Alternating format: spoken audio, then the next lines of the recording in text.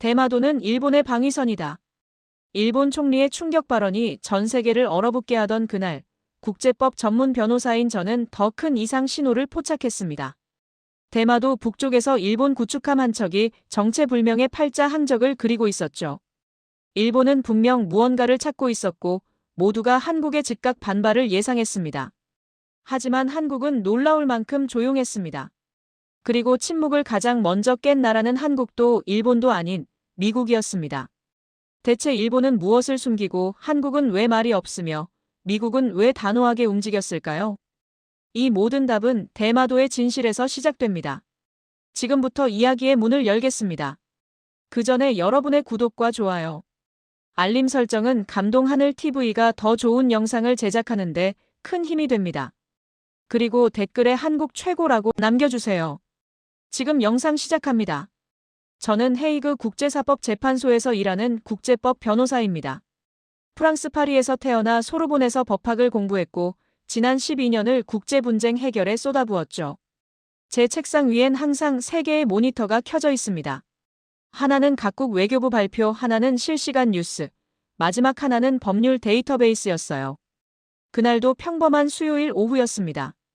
커피를 마시며 EU 통상 분쟁 자료를 정리하고 있었어요. 그때 오른쪽 모니터에서 속보 알림이 떴죠. 일본 총리 긴급 기자회견이었습니다. 저는 한숨을 쉬었어요. 또 독도 얘기겠거니 했죠. 일본의 영토 발언은 익숙했습니다. 보통 1년에 2~3번 정도 나왔고 패턴도 비슷했어요. 독도는 일본 고유 영토다. 한국은 불법 점거 중이다. 국제사법재판소에 회부하자. 늘 듣던 내용이었죠. 저는 볼륨을 낮추려다 손을 멈췄습니다. 대마도는 일본 최전방 방위선입니다. 심장이 철렁했어요. 대마도라고요? 저는 즉시 다시 재생 버튼을 눌렀습니다. 일본 총리는 단호한 표정으로 반복했어요. 대마도는 국가 안보의 핵심 지대이며 어떠한 역사적 논란도 용납할 수 없다고요. 제 손이 떨렸습니다. 국제법에서 일하다 보면 각국 정부의 발언 패턴을 읽게 됩니다. 특히 영토 관련 발언은 까다로워요. 사전에 법률 자문을 받고 동맹국과 협의하고 파장을 계산한 뒤에 나오죠. 그런데 이번 발언은 달랐습니다. 미국 국무부의 사전 통보가 없었고 유럽 주요국 외교 채널도 조용했어요. 일본이 혼자 던진 폭탄이었던 겁니다. 저는 즉시 동료 변호사 3명에게 메시지를 보냈습니다. 다들 같은 반응이었어요. 이건 이상하다고요.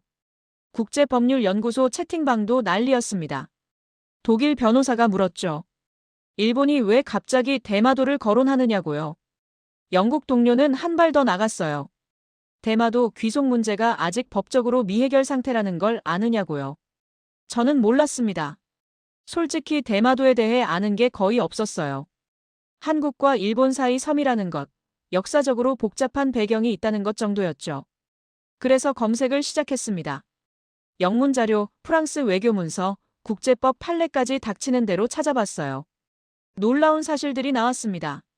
샌프란시스코 강화조약 초안에 대마도가 언급돼 있었고 미국 극동사령부 문서에는 대마도 귀속 문제가 불명확하다고 적혀 있었어요. 일본 메이지 시대 태정관 지령에도 비슷한 내용이 있었죠. 저는 화면을 멍하니 바라봤습니다. 이게 왜 지금까지 수면 아래 있었던 거죠? 그날 밤 집에 돌아와서도 잠을 이루지 못했습니다. 창밖을 보니 헤이그 시내에 불빛이 반짝이고 있었어요. 평화의 궁전이라 불리는 이곳에서 12년을 일했지만 이런 긴장감은 처음이었죠. 뭔가 큰일이 시작되고 있다는 느낌이었습니다. 다음 날 아침 출근하자마자 메일함이 터져 있었어요. 세계 각국 법률 전문가들이 일본 발언에 대해 분석을 쏟아내고 있었죠. 미국 국무부 법률고문이 보낸 메일도 있었습니다. 내용은 짧았어요. 클레어, 이건 어떻게 보나? 저는 답장을 쓸 수 없었습니다. 아직 확신이 없었거든요.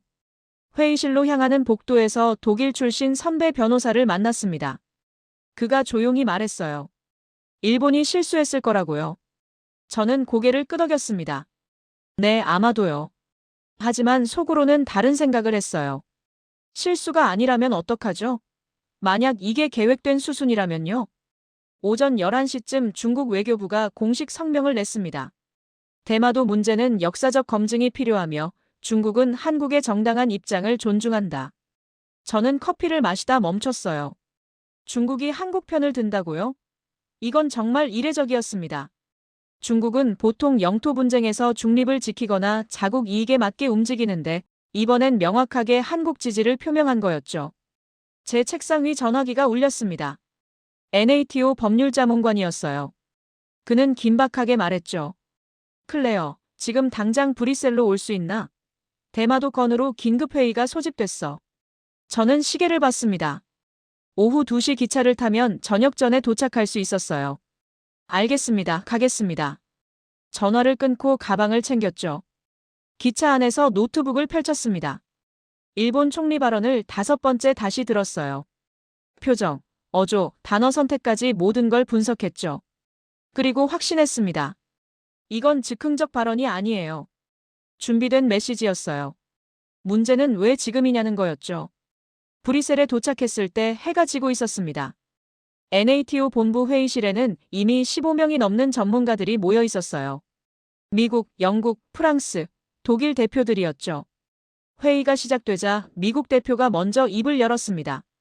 일본의 발언은 사전 협의 없이 이뤄졌고 동맹 체제의 균열을 일으킬 수 있다고요. 영국 대표가 반박했어요. 하지만 일본은 우리의 핵심 파트너 아닌가? 저는 조용히 손을 들었습니다. 모두가 저를 봤죠. 저는 천천히 말했어요. 파트너십과 법적 정당성은 별개입니다. 일본의 발언이 국제법적으로 타당한지부터 검토해야 한다고요. 회의실이 조용해졌습니다. 프랑스 대표가 고개를 끄덕였어요. 클레어 말이 맞아. 우리는 법률가야. 정치 이전에 법을 봐야 해. 그 순간 저는 깨달았습니다. 이 문제는 제가 생각했던 것보다 훨씬 크다는 걸요. 단순한 영토 분쟁이 아니었어요. 동북아 전체의 균형이 흔들리고 있었던 겁니다. 밤 11시가 넘어 회의가 끝났습니다. 저는 호텔방으로 돌아와 창문을 열었어요. 차가운 바람이 들어왔죠. 저는 생각했습니다. 한국은 지금 뭘 하고 있을까? 왜 아무 말도 없을까? 침묵은 때로 가장 강력한 메시지라는 걸 저는 알고 있었어요. 하지만 이번 침묵은 달랐습니다. 뭔가 준비하고 있는 것 같았죠. 브뤼셀에서 헤이그로 돌아오는 기차 안이었습니다. 창밖으로 벨기에 평야가 스쳐 지나갔어요. 저는 노트북을 덮고 눈을 감았죠. 그때 한 사람이 떠올랐습니다. 막린다 교수님이었어요. 교수님은 제가 소르본 대학 석사과정에 있을 때 국제법 세미나를 가르치셨습니다. 프랑스인 아버지와 한국인 어머니 사이에서 태어나셨죠. 파리에서 나고 자랐지만 한국어도 유창하셨고 평생을 동아시아 영토 문제 연구에 바치신 분이었어요. 특히 대마도에 집착하셨습니다. 첫 수업 때가 기억납니다. 교수님은 칠판에 지도를 그리셨어요. 한국과 일본 사이에 섬 하나를 크게 표시하시더니 물으셨죠. 이 섬이 어느 나라 땅인지 아나고요. 저는 당연히 일본이라고 답했습니다. 학생 30명 전부 같은 대답이었어요. 교수님은 고개를 저으셨습니다. 틀렸다고요. 아니, 정확히는 아직 답이 없다고 하셨어요. 저희는 어리둥절했죠. 교수님은 천천히 말씀하셨습니다. 대마도의 법적 지위는 명확하지 않다고요. 국제법적으로 미해결 상태라고요. 그날부터 12주 동안 교수님은 대마도만 가르치셨습니다. 조선시대 외교 문서, 일본 애도 막부 기록, 근대 조약문까지 모든 걸 보여주셨어요. 수업이 끝나면 항상 한숨을 쉬셨죠. 증거는 차고 넘치는데 아무도 관심이 없다고요. 졸업 후 저는 헤이그로 왔고 교수님과는 이메일로만 연락했습니다. 가끔 논문을 보내주셨어요. 전부 대마도 관련이었죠. 제목들이 기억납니다. 샌프란시스코 조약과 대마도 조항 누락의 의미, 조선-대마도 조공관계의 국제법적 해석, 일본 메이지 정부의 대마도 편입과정 재검토. 2년 전 교수님이 돌아가셨습니다. 심장마비였어요. 장례식에 갔을 때 교수님 서재를 보게 됐죠. 책장 가득 대마도 자료였습니다. 한국어, 일본어, 영어, 프랑스어로 된 문서들이 빼곡했어요. 책상 위에는 미완성 원고가 놓여 있었습니다. 제목은 대마도 잊혀진 국제법적 질문이었어요. 200페이지가 넘었지만 결론 부분이 비어 있었죠. 마지막 문장은 이랬습니다. 대마도는 그 뒤가 없었어요. 교수님은 그 문장을 완성하지 못하고 가신 겁니다. 저는 기차 창밖을 보며 그때 그 원고를 떠올렸습니다. 일본 총리의 발언이 자꾸 겹쳐졌어요. 대마도는 일본 최전방 방위선이다. 교수님이라면 뭐라 하셨을까요? 아마 웃으셨을 겁니다. 그리고 말씀하셨겠죠. 봐라, 내 말이 맞았지 않냐고요. 헤이그에 도착했을 때는 밤 10시였습니다. 사무실로 곧장 갔어요. 뭔가 확인하고 싶은 게 있었죠. 서랍 깊숙이 넣어뒀던 USB를 꺼냈습니다. 교수님 장례식 후 유족분이 주신 거였어요. 교수님 연구자료 전부가 들어있었죠. 파일을 열었습니다. 폴더가 23개였어요. 전부 연도별로 정리돼 있었죠. 1985년부터 2022년까지 37년간의 연구였습니다. 저는 가장 최근 폴더를 클릭했어요. 그 안에 문서 하나가 있었습니다. 제목은 최종 정리 마이너스 대마도 법적 지위 분석이었죠. 날짜는 교수님이 돌아가시기 석 달 전이었어요. 파일을 여니 첫 문장이 보였습니다. 일본은 언젠가 대마도를 자국 영토임을 강하게 주장할 것이다. 그날이 오면 모든 증거가 수면 위로 떠오를 것이다. 심장이 뛰었습니다. 교수님은 예견하셨던 거예요. 저는 스크롤을 내렸죠. 문서는 50페이지가 넘었습니다. 증거 목록, 법률 분석, 예상 시나리오까지 전부 적혀 있었어요. 마지막 페이지에는 이렇게 써 있었습니다. 한국은 준비하고 있을 것이다. 조용히, 그러나 확실하게. 내가 못 본다 해도 누군가는 볼 것이다. 저는 화면을 멍하니 바라봤습니다. 교수님, 제가 보고 있습니다.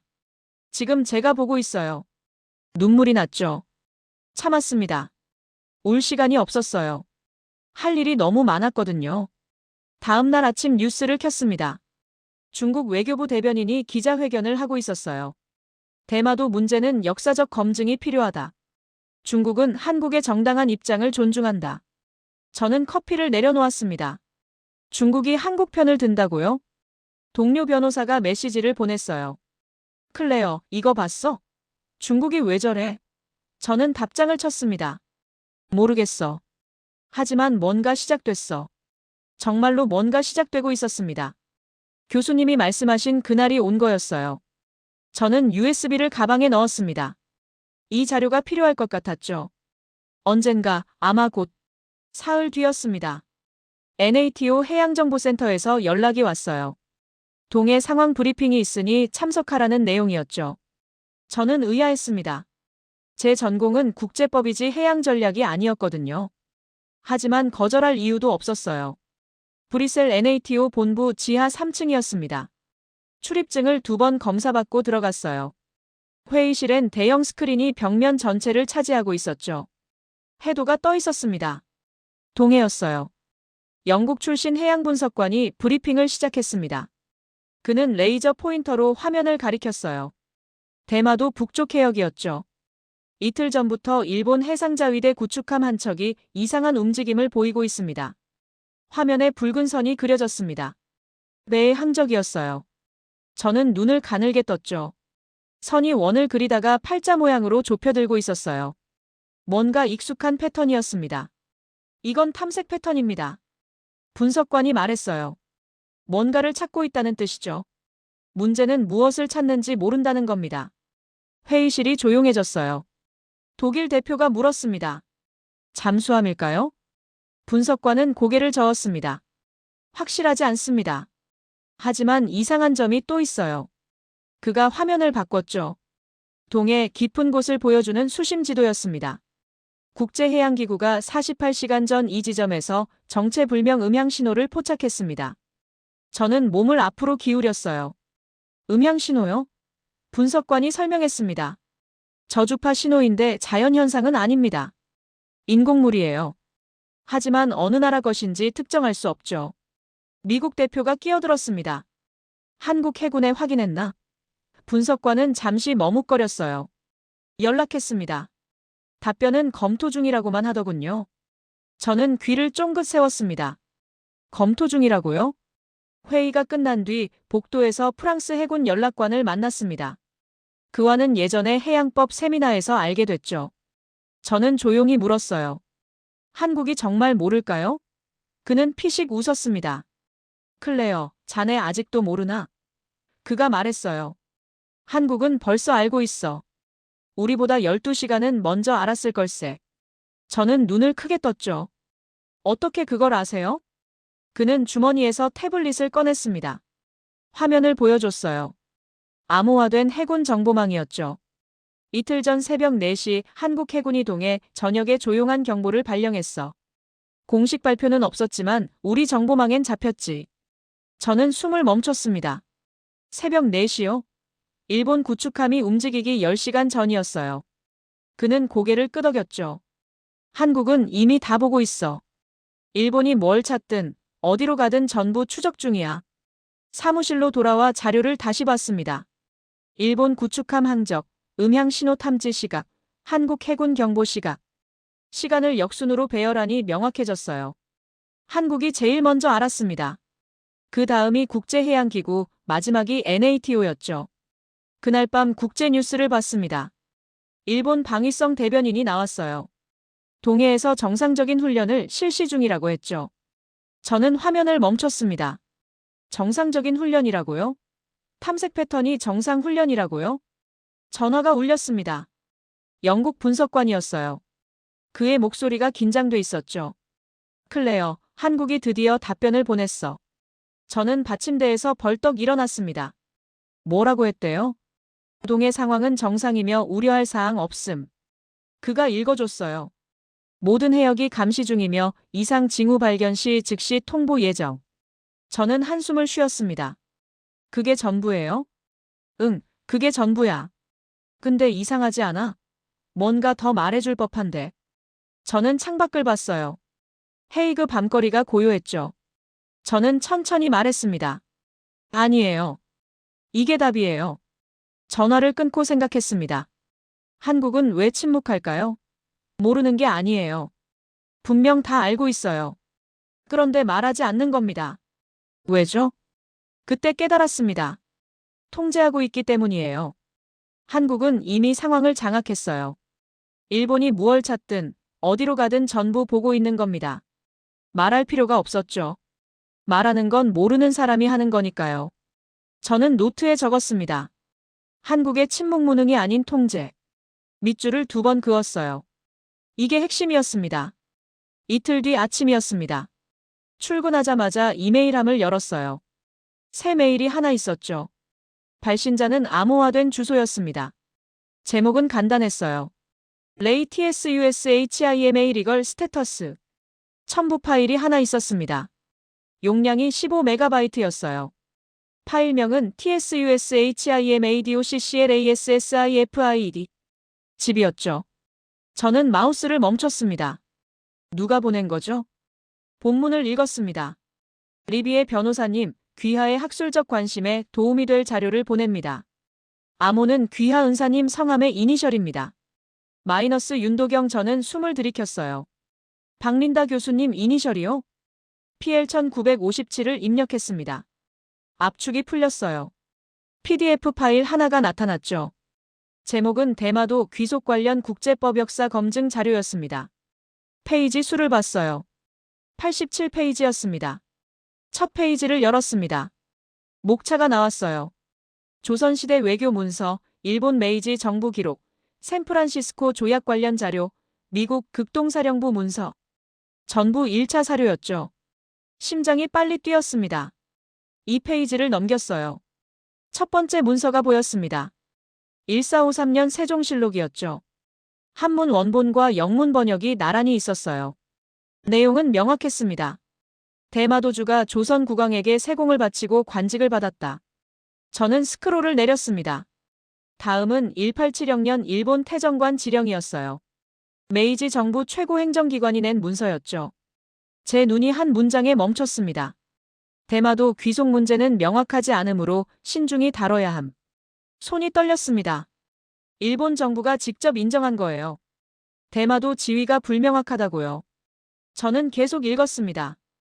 194년 샌프란시스코 조약 초안이 나왔어요. 미국 국무부가 작성한 초안이었죠. 거기엔 이렇게 적혀 있었습니다. 대마도의 최종 귀속은 한국과 일본의 협의로 결정한다. 저는 화면을 멍하니 봤어요. 협의로 결정한다고요? 그럼 아직 결정 안 됐다는 뜻이잖아요. 다음 문서는 1948년 미 극동사령부 보고서였습니다. 제목이 대마도의 역사적 전략적 지위 분석이었어요. 결론 부분을 읽었죠. 대마도는 역사적으로 조선의 영향권 아래 있었으며 일본의 법적 근거는 불충분하다. 저는 의자에서 일어났습니다. 사무실을 왔다 갔다 했어요.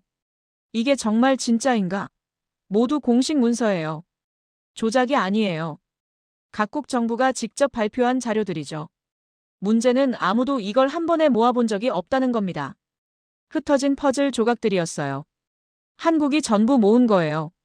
70년 동안 아무도 안 한 일을요. 다시 자리에 앉아 계속 읽었습니다. 문서는 시대순으로 정리돼 있었어요. 15세기부터 20세기까지.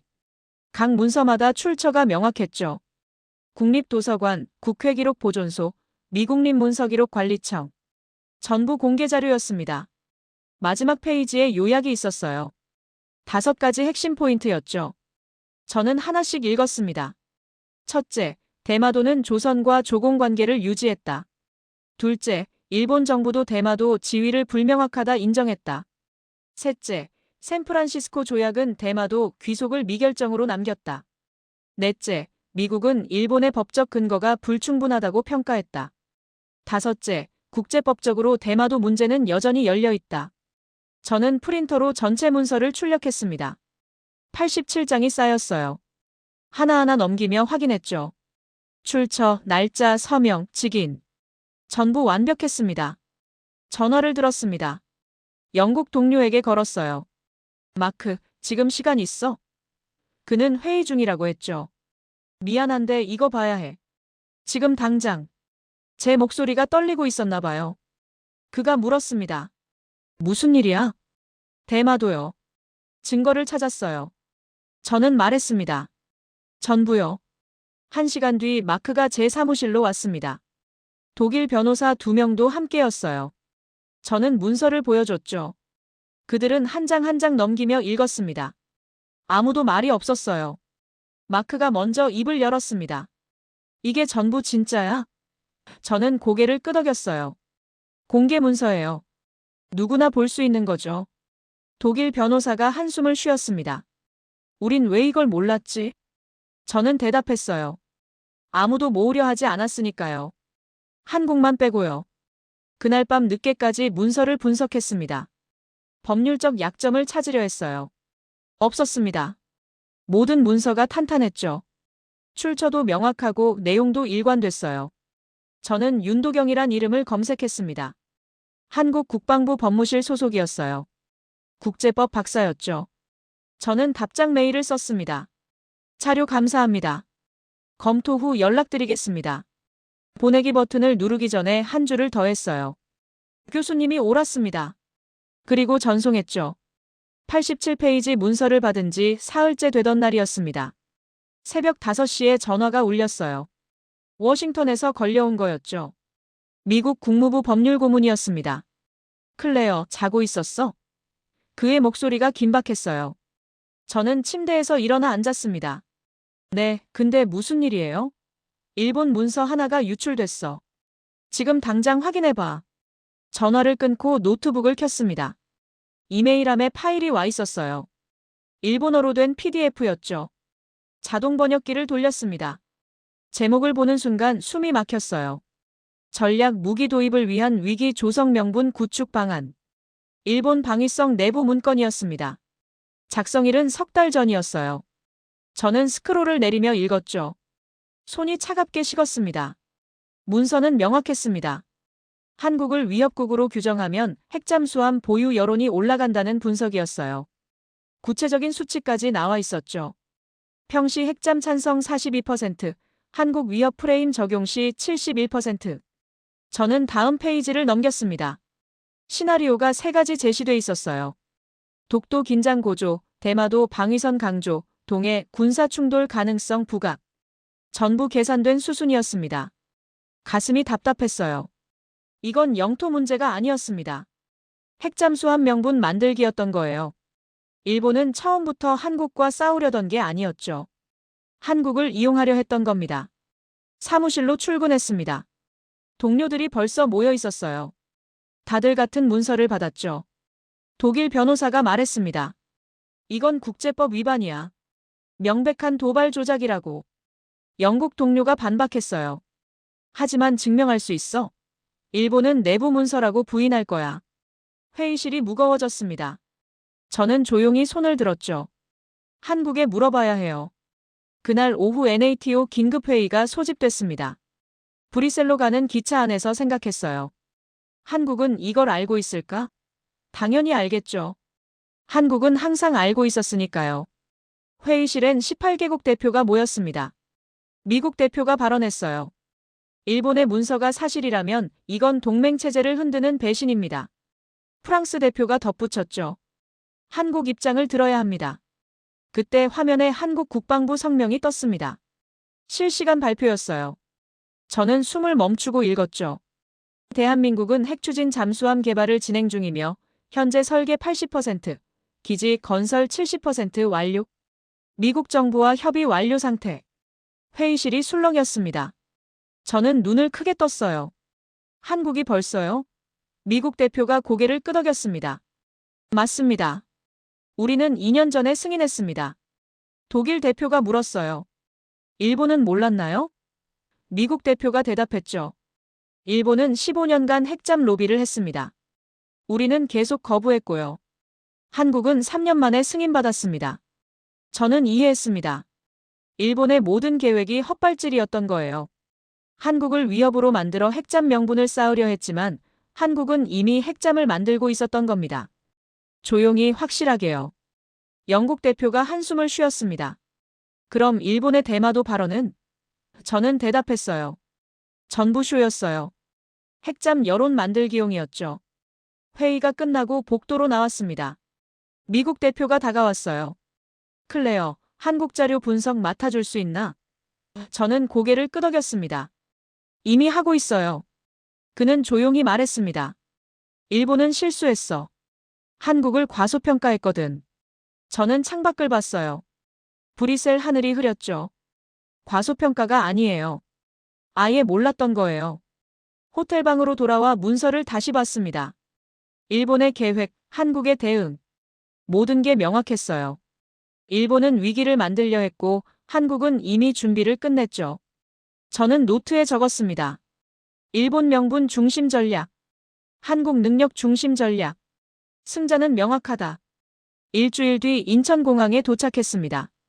한국 국방부가 저를 초청했어요. 동해 통합감시센터를 보여주겠다는 내용이었죠. 저는 놀랐습니다. 그런 시설을 외국인에게 공개한다고요? 윤도경 대령이 공항에서 기다리고 있었습니다. 40대 중반쯤 보이는 단정한 분이었어요. 악수를 나누며 인사했죠. 먼 길 오시느라 수고하셨습니다. 저는 고개를 숙였어요. 초대해 주셔서 감사합니다. 차는 동해안으로 향했습니다. 3시간을 달렸어요. 윤 대령은 말이 많지 않았죠. 저도 묻지 않았습니다. 보면 알게 될 거였으니까요. 산속 깊은 곳에 시설이 있었습니다. 입구는 평범한 통신 중개소처럼 보였어요. 하지만 지하로 내려가니 달랐죠. 엘리베이터가 5층을 내려갔습니다. 귀가 먹먹했어요. 문이 열렸습니다. 눈앞에 거대한 공간이 펼쳐졌어요. 가로 30m는 좋게 되는 스크린이 벽면 전체를 차지하고 있었죠. 저는 숨을 들이켰습니다. 동해가 보였어요. 3D로 재현된 바다였습니다. 수심, 해류, 온도까지 전부 색깔로 표시돼 있었죠. 화면 위로 작은 점들이 움직이고 있었어요. 배들이었습니다. 실시간입니다. 윤 대령이 말했어요. 지금 이 순간 동해에 있는 모든 선박이 저기 있습니다. 저는 점들을 세어봤죠. 100개가 넘었어요. 상선, 어선, 군함까지 전부였습니다. 운영관이 화면을 확대했습니다. 대마도 근처였어요. 붉은 점 하나가 천천히 움직이고 있었죠. 일본 구축함입니다. 윤 대령이 설명했어요. 지난주부터 저 패턴으로 움직이고 있죠. 저는 알아봤습니다. NATO에서 봤던 그 배였어요. 언제부터 추적했나요? 제가 물었죠. 윤 대령이 대답했습니다. 출항하기 전부터요. 사세보 기지를 떠날 때부터 전부 봤습니다. 화면이 다시 바뀌었습니다. 이번엔 수중이었어요. 파란 배경에 노란 선들이 그려져 있었죠. 음향 패턴입니다. 운영관이 설명했어요. 동해에서 포착되는 모든 소리를 분류하고 있습니다. 저는 눈을 크게 떴어요. 모든 소리요? 운영관이 고개를 끄덕였습니다. 현재 12,400종의 음향 패턴을 보유 중입니다. 선박, 잠수함, 어뢰, 기뢰까지 전부 구분 가능하죠. 저는 계산을 했습니다. 미국이 8,600종이었어요. 일본은 4,100종이었고요. 한국이 12,400종이라고요? 윤 대령이 조용히 말했죠. 동해는 우리 바다입니다. 당연히 제일 잘 알아야죠. 다음 화면은 더 놀라웠습니다. 동해 전체가 격자로 나뉘어 있었어요. 각 구역마다 숫자가 표시돼 있었죠. 감시 커버리지입니다. 윤 대령이 설명했어요. 95%를 실시간 감시 중입니다. 저는 입이 벌어졌습니다. 95%요? 일본은요? 제가 물었죠.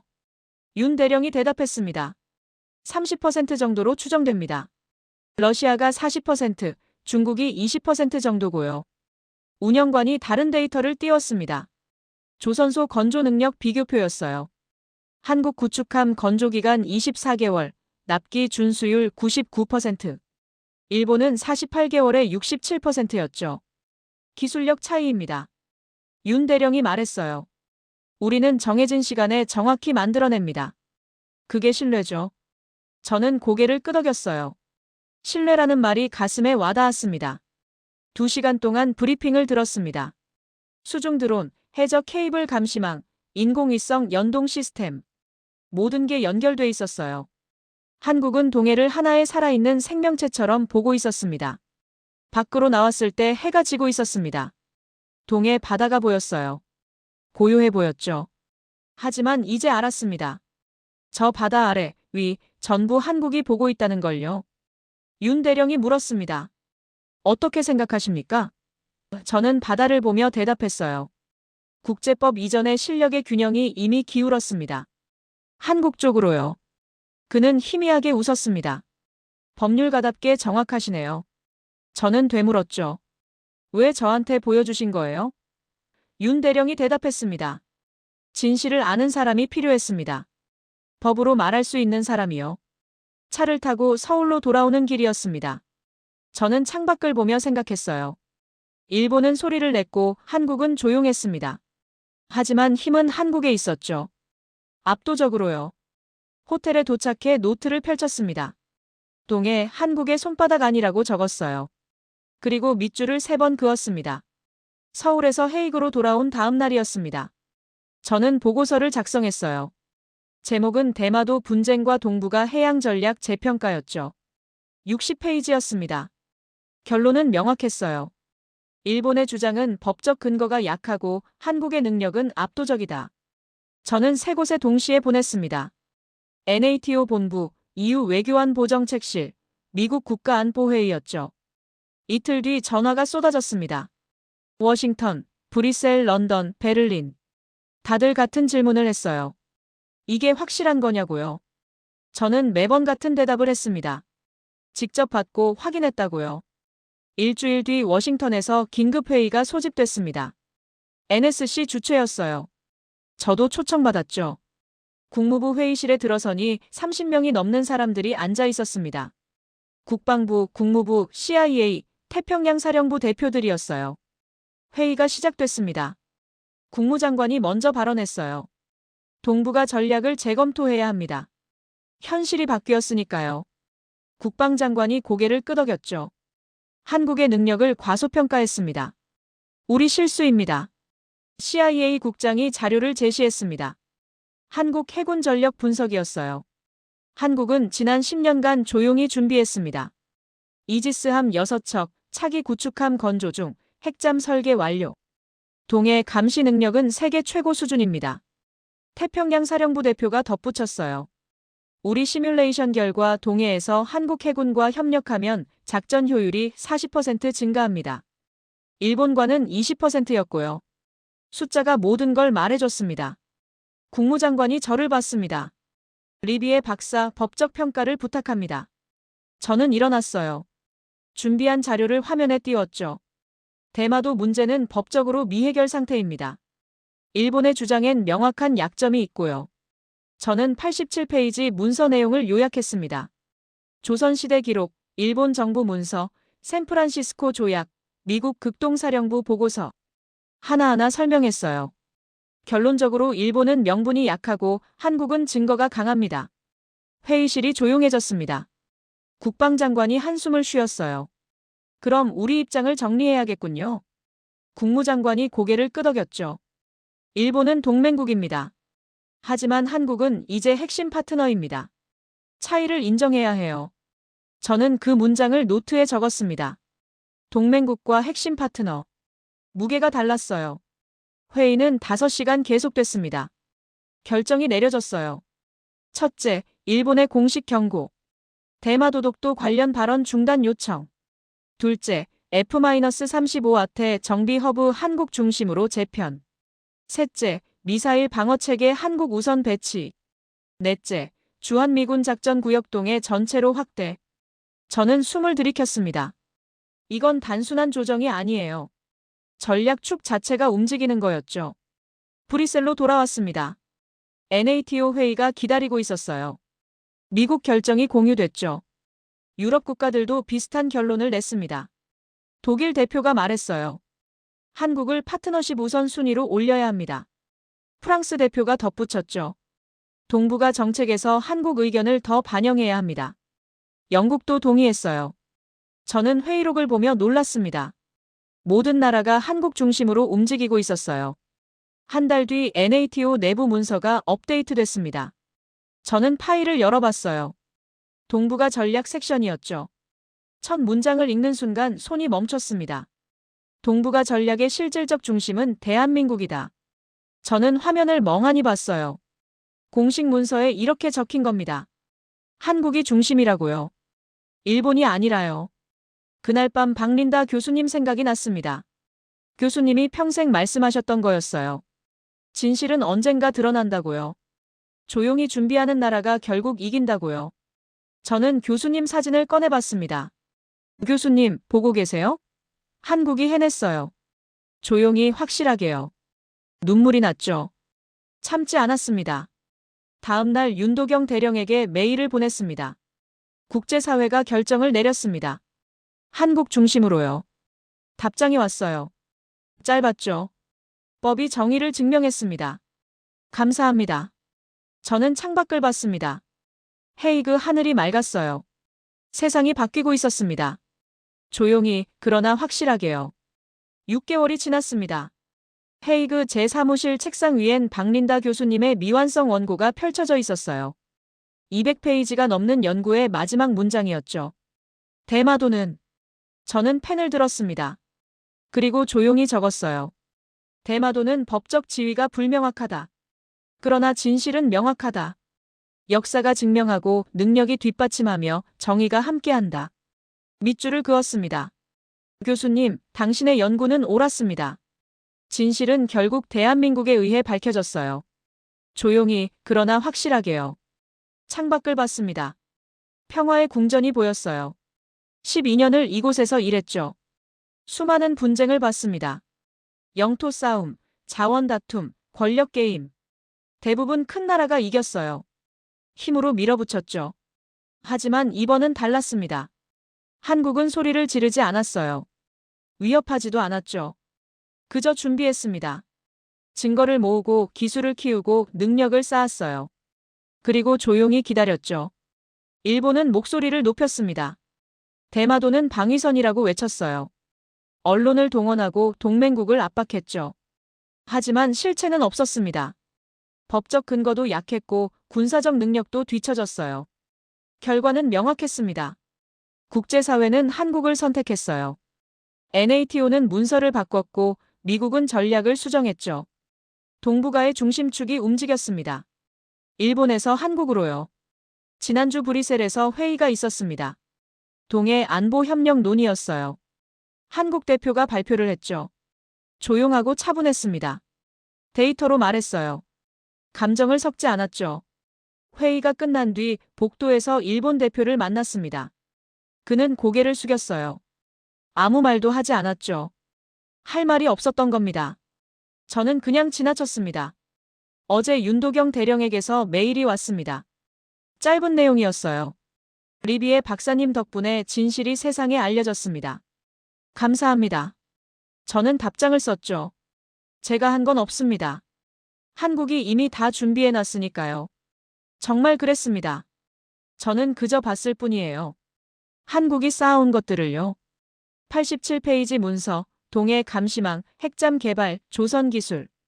전부 조용히 준비된 것들이었죠. 세상 사람들은 한국을 과소평가했습니다. 작은 나라, 분단국, 늘 위협받는 나라. 그렇게만 봤어요. 하지만 틀렸습니다. 한국은 조용한 강국이었어요. 소리 없이 준비하고 말 없이 실행하는 나라였죠. 저는 법률가입니다. 30년을 국제법으로 살았어요. 하나 배웠습니다. 강한 나라가 정의로운 게 아니라는 걸요. 정의로운 나라가 강해진다는 걸요. 한국이 그걸 증명했습니다. 역사 기록을 모았어요. 법적 근거를 쌓았죠. 기술을 키웠고 능력을 갖췄습니다. 그리고 조용히 기다렸어요. 진실이 스스로 말하게요. 책상 위 원고를 다시 봤습니다. 교수님의 37년 연구가 여기 있어요. 이제 완성됐습니다. 한국이 완성시켜준 거예요. 저는 마지막 페이지를 넘겼습니다. 빈 공간에 한 문장을 더 적었어요. 동해와 동북아의 미래는 한국의 선택이 결정한다. 이것이 새로운 균형이다. 펜을 내려놓았습니다. 창밖으로 저녁 해가 지고 있었어요. 헤이그는 여전히 평화로웠죠. 하지만 세상은 바뀌었습니다. 조용히 확실하게요. 한국은 여전히 말이 없습니다. 하지만 모든 정보가 말해줘요. 동해를 지키는 힘, 평화를 만드는 능력, 정의를 실현하는 의지. 전부 한국 손에 있다고요. 저는 미소 지었습니다. 교수님, 보고 계시죠? 당신이 평생 찾던 답을요. 대마도의 진실, 한국의 힘, 정의의 승리. 전부 현실이 됐어요. 여러분은 언제 한국이 자랑스러우셨나요? 조용히 준비하고 확실히 해내는 모습을 본 적 있으신가요? 댓글로 나눠주세요. 좋아요와 구독 부탁드립니다.